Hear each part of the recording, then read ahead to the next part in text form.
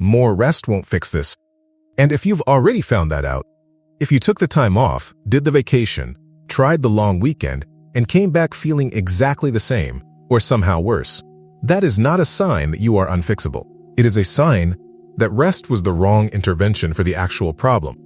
Not the wrong amount of rest, the wrong kind entirely. And that distinction between the quantity of rest and what rest actually requires to work is what almost no burnout content ever gets around to explaining. Here's what this video is going to do. It's going to explain precisely what happens when a high achiever tries to recover with a vacation, and why the mechanism of that failure has nothing to do with how you rested. And then it's going to name what can actually reach the place vacation couldn't. Not a framework, not a system, a real explanation, specific enough to be useful. So let's start with what everyone believes about burnout recovery and why it feels so obviously true. You are exhausted because you have been working too much. The solution to working too much is to stop working.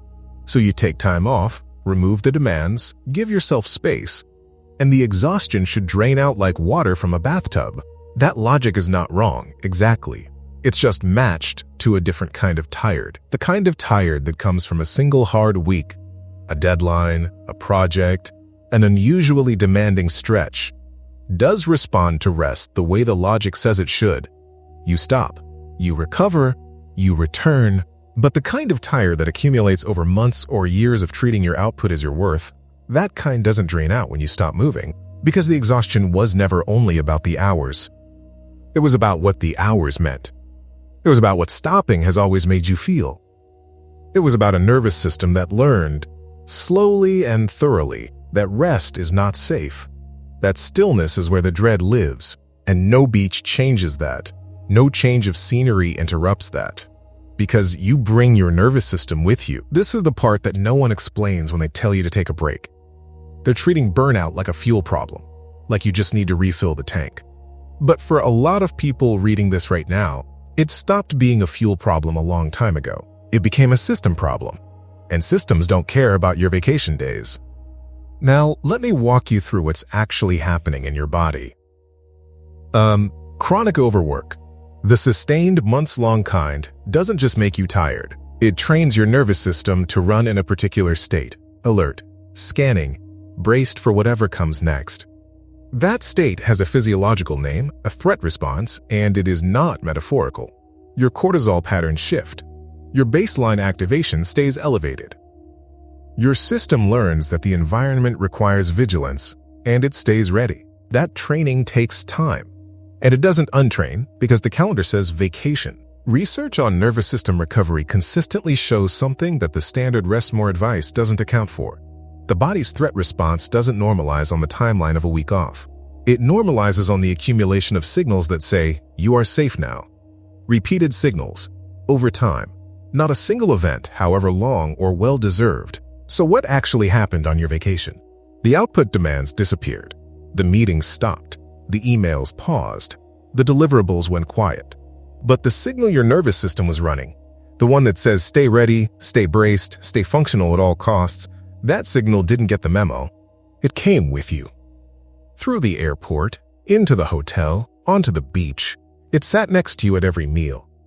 It woke you up at 3 a.m. in a different time zone for the same reason it wakes you up at home, because it wasn't responding to where you were.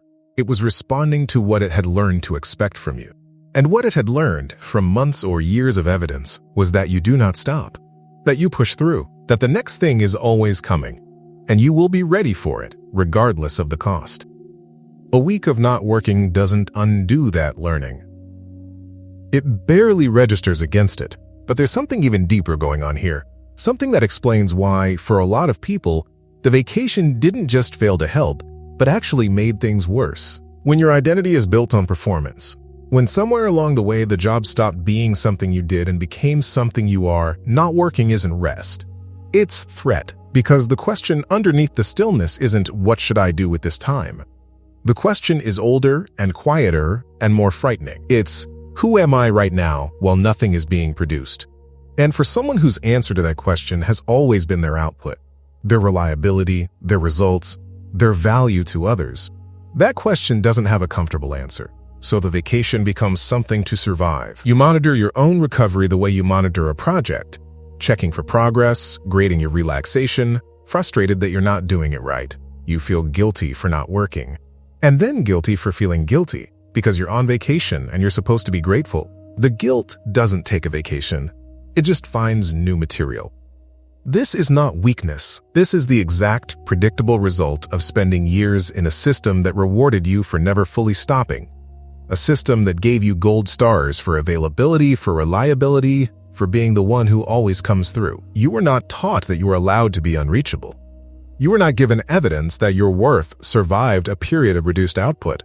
So your nervous system, which is very literal and learns from evidence, concluded that the cost of stopping might be your value as a person. The vacation didn't fail you.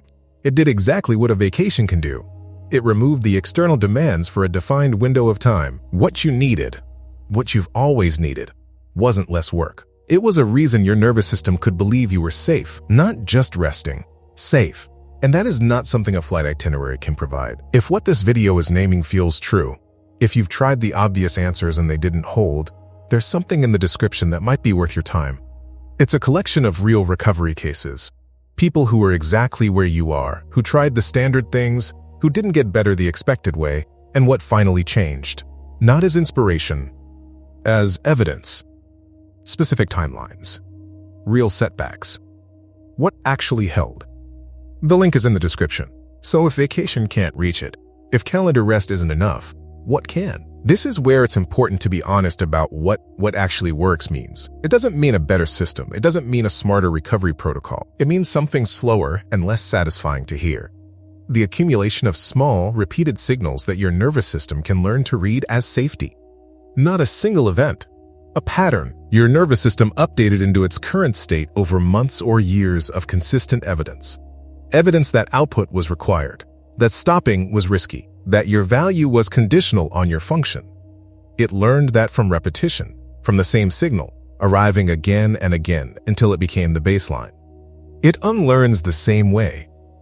Not from a single week of doing nothing, from accumulating enough small countersignals, enough moments of stopping without consequence, that the baseline slowly, imperfectly shifts. Research on nervous system recovery points to something consistent here. Safety is not a feeling you decide to have. It is a conclusion your body reaches based on evidence. And evidence takes time to accumulate. What that looks like in practice is not dramatic. It looks like finishing work at a specific time and not reopening the laptop. Not because you're disciplined, but because you're giving your system evidence that the sky doesn't fall. It looks like doing one thing that has no deliverable attached to it. It looks like noticing when your jaw is clenched and choosing, for 30 seconds, not to clench it. None of these are impressive. None of them look like recovery from the outside, but they are all doing something a vacation cannot do. They are teaching your nervous system, slowly in small doses, that you are allowed to stop. The internal objection here is one worth naming directly. My situation is different. My burnout is deeper. These small things won't touch what I have. That thought makes complete sense. Every solution that has failed you has raised the cost of trying again. Of course your system wants to protect you from another disappointment, but here's what the mechanism actually says. The depth of the pattern doesn't change the direction of recovery, it changes the timeline. A nervous system that has been running a threat response for 2 years will not normalize in 2 weeks. But it will normalize. Not because you pushed harder, because you gave it enough evidence, repeated enough times, that the threat was no longer coming. That is not optimism. That is how physiological patterns change. If the cases in this video feel true for you, and you want to see what recovery actually looked like for people who tried the same things that didn't hold, the resource in the description was built exactly for that. Real timelines. Real people. No pretending it was linear. When did you first realize the break didn't work? And what did you tell yourself about what that meant? Here's what to carry from this.